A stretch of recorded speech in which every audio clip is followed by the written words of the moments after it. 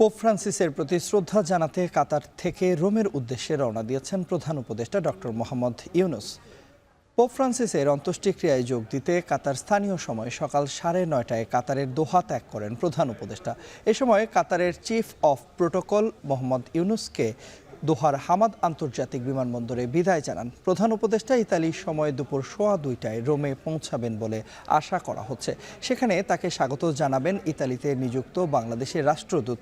রোমে পৌঁছানোর 1 ঘন্টা পরে প্রধান উপদেষ্টা সেন্ট পিটার স্কোয়ারে যাবেন পোপ ফ্রান্সিসের প্রতি শ্রদ্ধা জানাতে।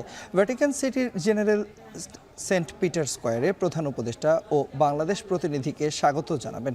শনিবার সকাল 9:30টার দিকে প্রধান উপদেষ্টা আবার সেন্ট পিটার স্কোয়ারে যাবেন পোপ ফ্রান্সিসের অন্ত্যেষ্টিক্রিয়ায় যোগ দিতে।